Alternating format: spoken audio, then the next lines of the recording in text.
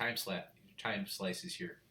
So this is where you do your bracketed photography, and it's not too difficult. It's pretty straightforward, and I'm gonna walk you through it right now.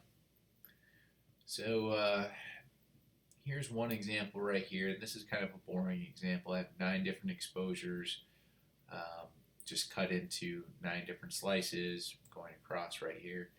At the bottom, you see I have a little animation going, but you can kind of ignore that because the main project doesn't have anything to do with the animations.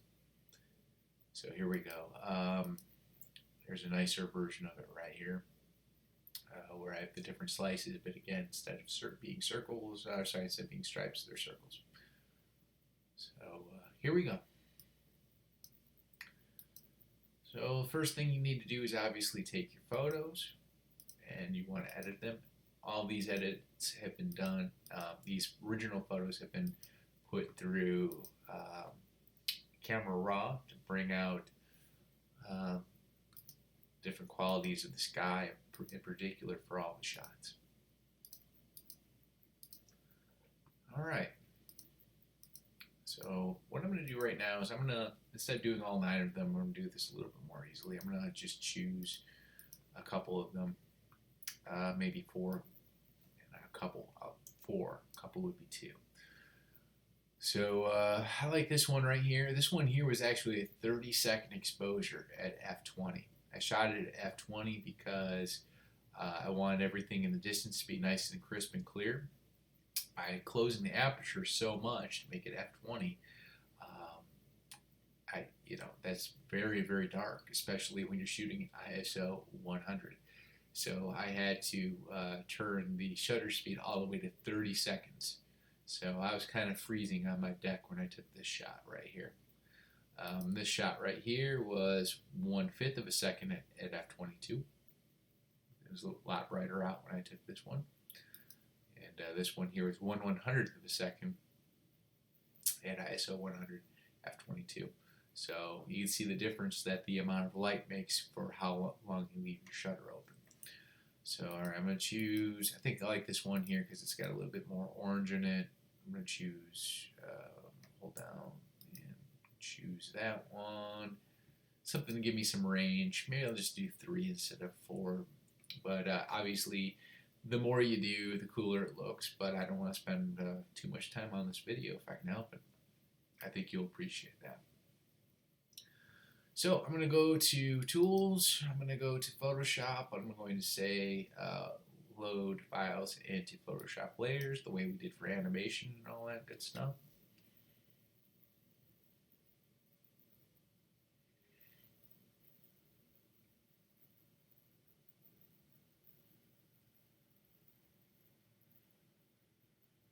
Alright, so I got 3 images right here. I can kind of hide the animation window, so I'll go ahead and get rid of that.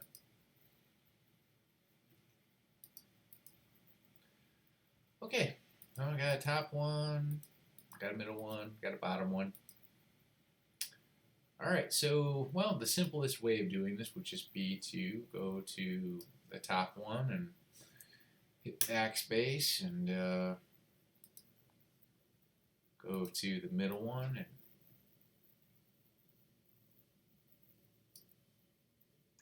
hit backspace.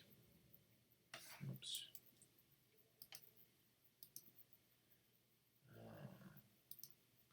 Rather cut it like this.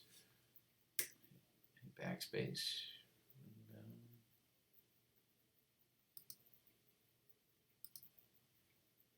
go to the top and hit backspace as well. There we go. So there you go. There's 3 exposures. Kind of boring, not really exciting. I'm sure there's more exciting things we could do with this than what I just did. So this is where possibly, I'm going to back up a little bit here. This is where you can get creative here if you know how to, say, use the pen tool. So what if we do some kind of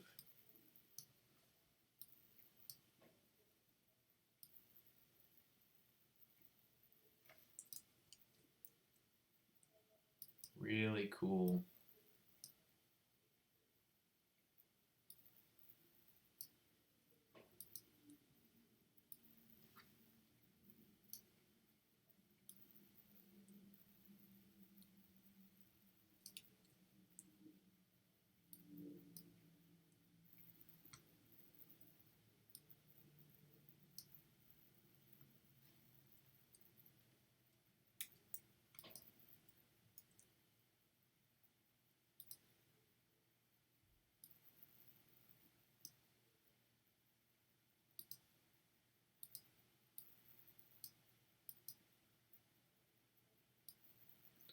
So I made a cool thing with the path. I don't know.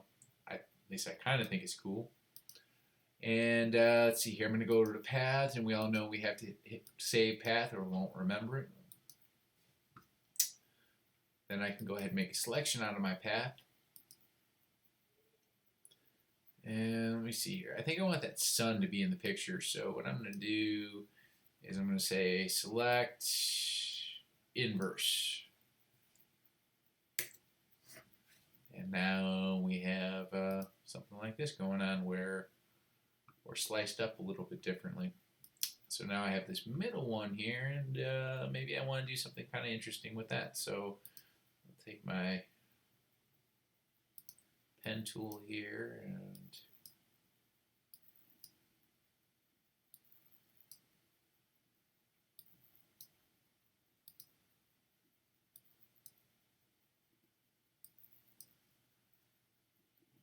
let's see what happens when I do this. So I'm going to go to paths again, click save path that won't remember, hit OK, click on that,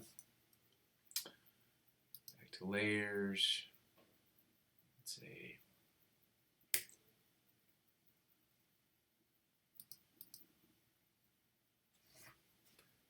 and I don't know. I don't know if this is truly great. I'm sure somebody could come up with a much more exciting way of making these slices look interesting and cool, especially anybody who's taking a drawing class or a design class. I'm going to try and make these pop out a little bit more by clicking on the layer I want.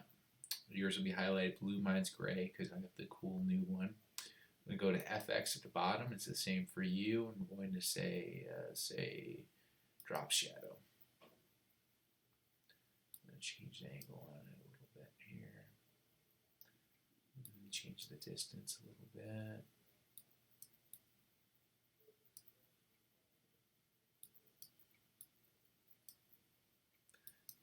Okay. Do the same thing for this one here. Let's see here. FX, drop shadow, and hit OK. And you know, the whole thing kind of, I don't know, it feels a little dark to me, so I'm going to go to make a new curves.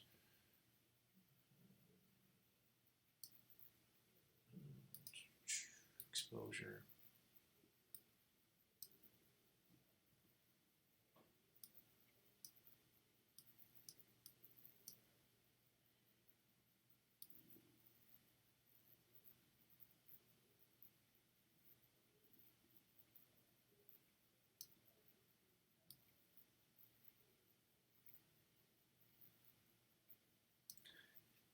And maybe something like that. And then I pretty much have it. I obviously saved this as a TIFF, or if I don't care too much about it, as a JPEG, and then this is what I would upload to the album. Obviously, my design could use a little bit more thought than I put into it, but hopefully this shows you the general technique for how to create your time-lapse slices. The different photos were taken over the course of about 3 hours in the evening from my deck. So start with really good photos, and then putting them together isn't too much of a pain. If you choose to make a GIF out of this, there's a few more steps you could probably figure out. If you need help with it, let me know. All right.